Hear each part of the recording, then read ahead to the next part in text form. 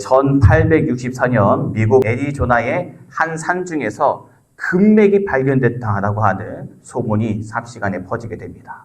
이 소문은 수많은 사람들을 이곳으로 불러들이게 되었다는 것이죠. 그러나 그 땅은 워낙 험하고 척박했기 때문에 많은 사람들이 금맥을 찾는 도중에 목숨을 잃거나 큰 사고를 당하고 말았습니다. 심지어 인디언들은 자신들의 그 거룩한 산을 지키겠다며 말을 타고 와서 화살을 쏘고 이 사람들을 공격하였다는 것이죠.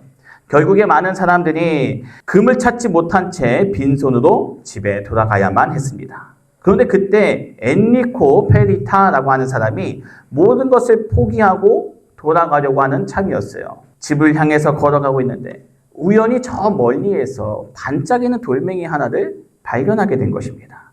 가서 보니까 자세히 살펴보니 그것은 다름 아닌 순금이었다는 것이죠. 그 금을 단서로 더욱더 깊은 골짜기로 들어가 보니 그곳에는 엄청난 양의 사금이 묻혀 있었다는 것입니다. 베릴타는 며칠 동안 열심히 금을 채취했어요. 하지만 점점 가지고 있었던 음식과 물이 떨어지기 시작을 했고 어쩔 수 없이 다시 준비를 하기 위해 마을로 돌아가야만 했다는 것입니다. 마을로 돌아갔다가 다시 금을 캐기 위해서 돌아갔는데 놀랍게도 100명이 넘는 사람들이 그의 뒤를 몰래 쫓아왔다는 것이죠. 페릴타는 그 누구에게도 금을 발견했다라고 하는 사실을 말하지 않았는데 어떻게 100명이 넘는 사람이 그것을 알고 이 사람을 뒤쫓아왔겠습니까? 그 이유는 바로 그의 얼굴 때문이었어요. 그 얼굴은 누가 봐도 금광을 발견한 사람처럼 보이는 얼굴이었다는 것이죠. 그 얼굴에는 숨길 수 없는 기쁨과 감사와 설레임과 기대감이 가득 차 있었습니다. 베릴타는 아무에게도 말하지 않았지만 그 얼굴이 모든 진실을 알려주고 있었다는 것이죠. 이처럼 사람의 얼굴은 마음의 창문이라고 합니다. 얼굴을 보면 그 사람의 마음가짐과 신앙의 상태를 우리가 살펴볼 수 있습니다. 그렇다면 여러분, 우리의 얼굴에는 하나님을 향한 감사가 흐르고 있습니까? 아니면 원망과 불평이 가득한 얼굴입니까? 우리 잠시 옆 사람의 얼굴을 살펴볼까요? 너무 자세히 보면 부담스러울 수 있으니까 살짝만 한번 살펴보겠습니다. 여러분, 금광을 발견한 사람의 그 얼굴은 기쁨을 감출 수가 없었어요. 그렇다면 영원한 생명을 얻은 우리의 얼굴은 어떻습니까? 우리의 얼굴은 지금 밭에 감추인 보화를 발견한 사람의 얼굴입니까? 아니면 사망의 음침한 골짜기에 갇힌 사람의 얼굴이겠습니까? 얼굴이라고 하는 단어는 영혼과 굴, 통로의 합성어입니다. 즉 얼굴은 영혼이 보이는 통로라는 것이죠. 그래서 멍한 표정으로 앉아있는 사람을 보고 우리가 뭐라고 하죠? 얼빠졌다라고 이야기하지 않습니까? 기쁨과 슬픔이 비롯한 그 모든 인간들의 감정은 얼굴을 통해서 솔직하게 드러날 수밖에 없다는 것이죠.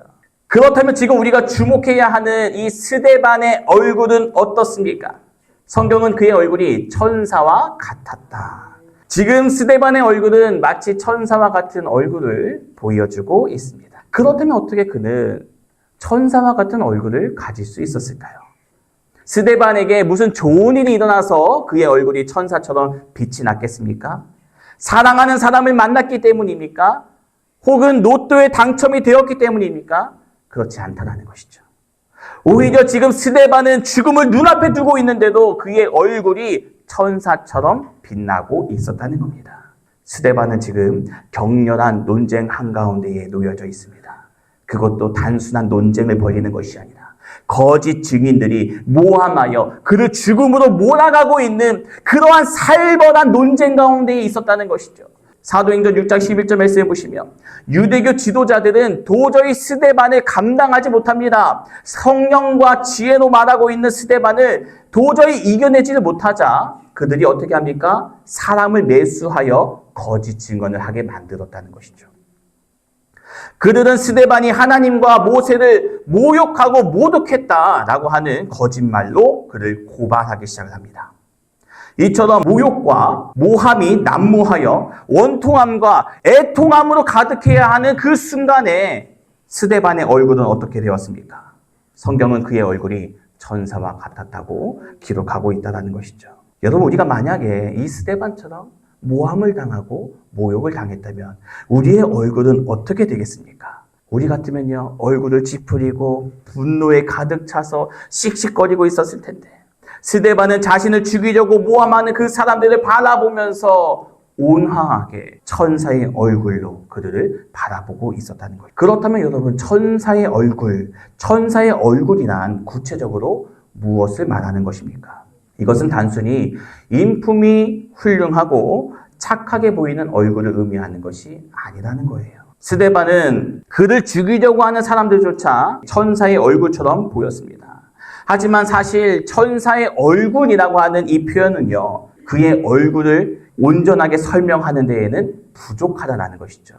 스데반은 지금 천사의 얼굴을 넘어서 예수님의 얼굴을 하고 있는 것입니다. 우리는 스데반의 순교를 통해서 그의 얼굴에 예수님의 얼굴이 비춰지고 있다는 사실을 우리가 발견할 수가 있는데, 스데반이 여러분 죽음을 눈앞에 두고 어떻게 고백하고 있습니까? 사도행전 7장 59절과 60절 말씀. 그들이 돌로 스데반을 치니 스데반이 불을 지져 이르되 주 예수여 내 영혼을 받으시옵소서 하고 무릎을 꿇고 크게 불러 이르되 주여 이 죄를 그들에게 돌리지 마옵소서, 이 말을 하고 자니라. 여러분, 이 스데반의 고백, 우리가 어디서 많이 들어본 고백과 같지 않습니까? 바로 이것은 예수님께서 십자가에 달려 돌아가실 때에 하신 그 고백과 일치한다는 것입니다. 누가복음 23장 34절 말씀을 다 같이 한 목소리로 읽겠습니다. 시작. 이에 예수께서 이르시되 아버지 저들을 사여 주옵소서, 자기들이 하는 것을 알지 못하나이다 하시더라. 여러분, 스데반은 죽음을 눈앞에 두고서도 예수님처럼 원수들을 용서하고 그들을 위해서 희생하는 그러한 고백을 올렸다는 것입니다. 자신을 죽이려고 하는 사람들을 진심으로 용서하고 그들을 위해서 간절하게 기도할 수 있었다는 것이죠. 그렇다면 이것이 우리에게 시사하는 바가 무엇이겠습니까? 스데반은 단순히 예수님을 따르는 데에 머무는 사람이 아니었다는 것이에요. 그는 예수님을 닮아가는 사람, 예수님처럼 살아가고 예수님처럼 죽었던 예수님의 참된 제자라는 것이죠.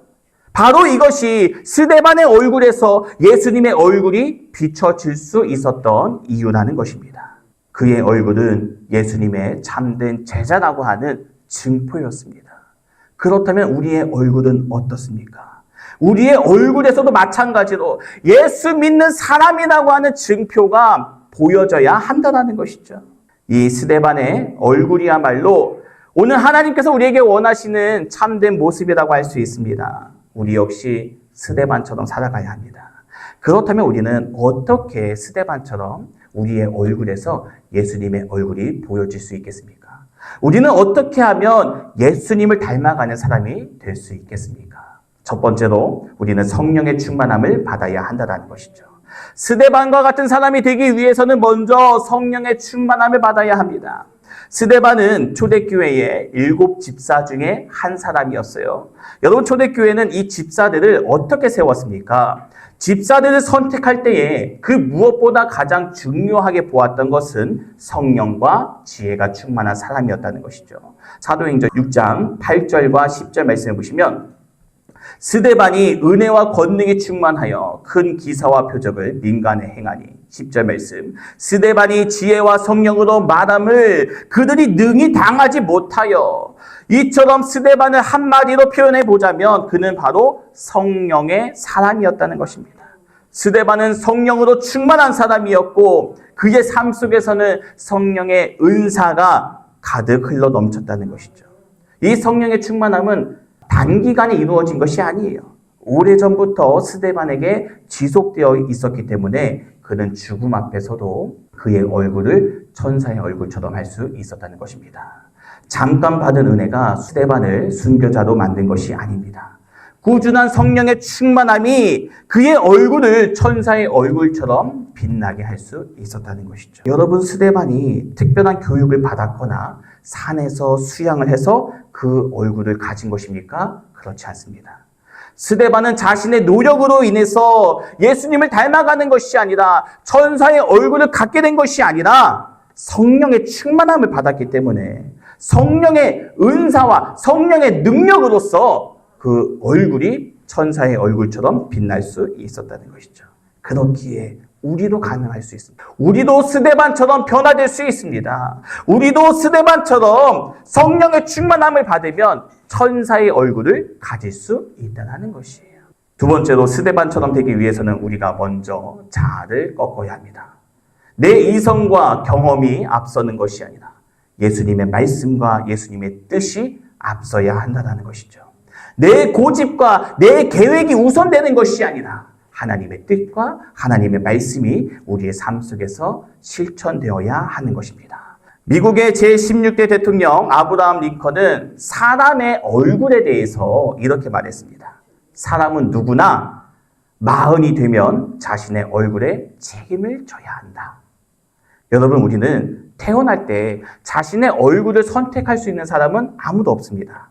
우리의 자녀들의 얼굴도 우리가 선택할 수 없죠. 하지만 살아가는 방식에 따라서 내 얼굴을 내가 만들어 갈 수는 있다는 것입니다. 어떻게 살아왔는지, 어떠한 마음으로 살았는지 그 모든 흔적이 얼굴에 고스란히 남게 된다는 것이에요. 그러다 보니까 어떤 사람의 얼굴에는 고집불통이라고 하는 글자가 새겨져 있습니다. 이것은 평생 남의 말은 듣지 않고 자신의 고집대로 살아온 결과라는 것이죠. 반면에 어떤 사람은 그 얼굴에 겸손과 온유함이 적혀져 있어요. 스데반의 얼굴은 천사의 얼굴과 같았습니다. 이것은 곧 스데반이 자신의 자아와 본성은 죽이고 오직 그의 마음속에 예수님으로 가득 차 있었기 때문이라는 것이죠. 그의 내면에는 세상의 철학이나 속임수가 아니라 오직 예수 그리스도의 뜻과 말씀만이 가득 차 있었다는 것입니다. 아브라함 링컨이 국회에서 연설을 하고 있었습니다. 그런데 그의 정치적 라이벌인 스티븐 더글라스가 공개적으로 이 링컨을 향해서 비판하기 시작을 했어요. 뭐라고 이야기했냐면 당신은 두 얼굴을 가진 위선자입니다. 라고 모욕하며 이야기를 했습니다. 우리가 듣기에는 뭐 별거 아닌 것 같지만 당시 미국인들이 받아들이기에는 인격 모독에 가까운 심한 욕이었다는 것입니다. 그런데 그때 링컨은 웃으면서 이렇게 대답을 했습니다. 제가 두 얼굴을 가지고 있었다면 오늘같이 중요한 날에 이런 얼굴로 나왔겠습니까? 그러자 사람들이 웃으면서 박수를 쳤어요. 링컨은요, 기도하는 대통령이었습니다. 그가 대통령에 이르기까지 얼마나 많은 시련이 있었겠습니까? 그는 인생에서 27번의 큰 실패를 경험했다고 고백합니다. 어린 나이에 어머니를 여의었고 가난 때문에 학교를 오래 다니지 못했으며 사업에 실패해서 큰 빚을 떠안게 되었습니다. 정치에서는 7번이나 출마했지만 모두 낙선하고 말았어요. 사랑하는 아들 둘을 먼저 떠나보내는 그러한 아픔까지 있었습니다. 하지만 그럼에도 불구하고 링컨은 기도를 포기하지 않았고 그 모든 고난 속에서 자신의 믿음을 지켜갔다는 것이죠. 그래서 링컨은요, 자신의 고집스러운 자아를 하나님 앞에서 내려놓을 수 있게 된 것입니다. 그 고통과 그 절망과 고난 속에서 정금과 같이 되어 나아왔다는 것이죠. 여러분, 하나님께서는 우리 안에 있는 이 고집스러운 자아가 죽기를 원하고 계십니다. 고난을 통해서 우리의 고집과 아집은 사라지게 되고 하나님을 향한 믿음과 사랑만이 남게 된다는 것이죠. 링컨이 지금까지 가장 사랑받는 대통령이 되는 이유는 그가 잘생긴 얼굴을 가졌기 때문이 아니라 참된 신앙인의 얼굴을 가졌기 때문입니다. 그의 마음은 온전하였고 온유하였으며 하나님 앞에서 올바르게 서 있었다는 것이죠. 그래서 그의 얼굴에는 예수님의 얼굴이 비춰질 수 있었습니다. 여러분, 우리가 스데반처럼 천사의 얼굴을 갖기 위해서는 우리 안에 있는 교만과 고집과 아집을 버리고 오직 예수님의 그 온유한 마음으로 채워야 하는 것입니다. 마지막으로 스데반처럼 되기 위해서는 우리가 하나님의 말씀에 사로잡혀야 한다는 것이죠. 다음 장인 사도행전 7장을 보시면 스데반이 공회원들 앞에서 설교하는 장면이 나오고 있습니다. 그런데 그는 간단하게 설교를 하는 것이 아니라 아브라함에서 요셉, 모세에서부터 솔로몬에 이르기까지 이스라엘 역사 전체를 아우르는 그러한 방대한 설교를 강력하게 전했다는 것이죠. 게다가 스데반은 성경책을 참고하면서 설교하는 것이 아니라 여러 성경 구절들을 막힘없이 인용하면서 그 말씀을 전했다는 것입니다. 예화나 일상 이야기를 들려주는 것이 아니라 하나님의 말씀을 정확하게 분석하고 정리해서 논리적인 설교를 하였다는 것이죠. 이것은 우리에게 무엇을 말해주고 있습니까? 지금 스데반은 하나님의 말씀에 완전히 사로잡혀 있었다라고 하는 것을 보여주고 있습니다. 그는 언제 어디서든 은혜로운 설교를 할 수 있을 만큼 말씀이 준비되어 있는 사람이었다는 것이죠. 출애굽기 34장 29절 말씀해 보시면 모세가 십계명을 들고 시내산에서 내려왔을 때에 그의 얼굴에는 하나님의 광채, 하나님의 영광이 비춰졌습니다. 백성들은 그 모습을 보면서 마치 하나님의 얼굴을 보는 것 같아 감히 모세에게 다가갈 수 없었다는 것이죠. 다시 말해 모세의 얼굴이 천사의 얼굴처럼 영광스럽게 변했다는 것입니다. 그렇다면 어떻게 모세의 얼굴은 이렇게 놀라운 강체가 나타날 수 있었습니까? 모세는요 40일 동안 시내산에서 음식도 먹지 않고 심지어 물도 마시지 않으며 오직 하나님의 언약의 말씀만 받았다는 것이죠. 하나님의 말씀 안에서 은혜를 충만하게 누렸기 때문에 그의 얼굴은 영광스러운 광채를 나타낼 수 있었다는 것입니다. 스데반과 모세는 모두 하나님의 말씀으로 충만하였어요. 그렇기에 그들의 얼굴은 천사처럼 광채를 비출 수 있었다는 것이죠. 지금 혹시 우리의 얼굴이 근심과 어두움으로 가득 차 있습니까? 그렇다면 우리는 하나님의 말씀을 더욱더 깊이 묵상하고 읽어야 합니다. 하나님의 말씀이 우리 안에 충만하게 된다면 우리의 얼굴빛이 달라질 수 있다는 것이죠. 결론적으로 스데반이 천사의 얼굴을 가질 수 있었던 것은 그가 성령의 충만함을 받았고 자신의 고집과 자아를 꺾었으며 하나님의 말씀에 사로잡혔기 때문입니다. 그렇기 때문에 죽음이라고 하는 그 극심한 상황 앞에서도 그의 얼굴이 평안하고 거룩한 천사의 얼굴과 같았다는 것이죠. 그런데 여러분, 정작 이 스데반을 모함하고 신문하던 이 공회원들의 얼굴은 어떻습니까? 사도행전 7장 54절 말씀. 그들의 얼굴은 살기로 가득했고 분노와 격한 감정이 뒤엉켜 있었습니다. 다시 말해 이 공회원들의 얼굴은 마치 마귀의 얼굴과 같았다는 것이에요. 나이가 40이 넘으면 자신의 얼굴에 책임을 져야 한다고 합니다. 그렇다면 지금 우리는 어떠한 얼굴을 가지고 있습니까? 스데반처럼 은혜와 평안이 가득한 천사의 얼굴입니까? 아니면 공회원들처럼 분노와 살기가 가득한 마귀의 얼굴입니까? 우리의 얼굴에서 예수님의 얼굴이 드러나기를 소망합니다. 우리의 얼굴에서 주님께서 주시는 그 기쁨과 감사가 흘러나오기를 원합니다. 우리의 얼굴만 봐도 예수 믿지 않는 사람들이 예수 믿는 것이 저렇게 좋은 것이구나. 예수 믿으면 얼굴이 저렇게 평안해질 수 있구나. 여러분 그렇게 된다면요 우리가 굳이 애쓰지 않더라도 전도의 문이 자연스럽게 열릴 수 있다는 것이죠. 나도 예수 믿고 저 사람처럼 행복한 얼굴을 가지고 싶다. 이러한 마음이 생기게 될 것입니다. 저와 여러분의 얼굴이 언제나 환하게 빛나고 천사의 얼굴처럼 아름답게 변화되기를 간절하게 소망합니다. 오늘 우리에게 주신 말씀을 듣고 우리가 이 시간 함께 찬양하고 기도하시겠습니다. 당신의 그 섬김이 천국에서 해같이 빛나리.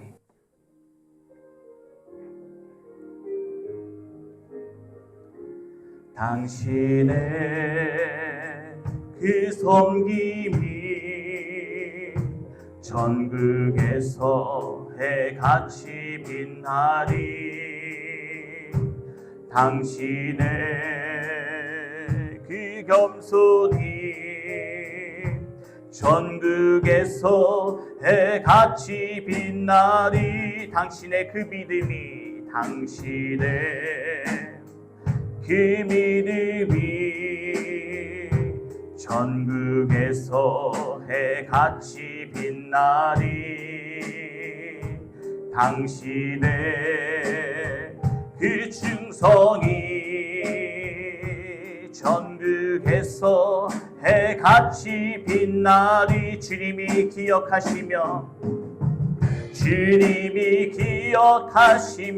족하리 예수님 사랑으로 가득한 모습 전사도 흠모하는 아름다운 그 모습 전국에서 해같이 빛나리 주님이 기억하시면 좋다 불타는 사명으로 가득 찬 모습 전사도 흠모하는 아름다운 그 모습 전국에서 해같이 빛나리 이 시간 우리 함께 기도하기 원합니다. 우리의 얼굴이 전사도 흠모하는 그 아름다운 얼굴이 되기를 원합니다. 말씀으로 충만하고 섬김과 겸손함으로 충만하여 우리의 얼굴이 변화되기를 원합니다. 오늘 이 시간 우리에게 주신 말씀 붙들고 다 같이 주여 한번 부르짖고 간절하게 기도하기 원합니다. 다 같이 기도하시겠습니다. 주여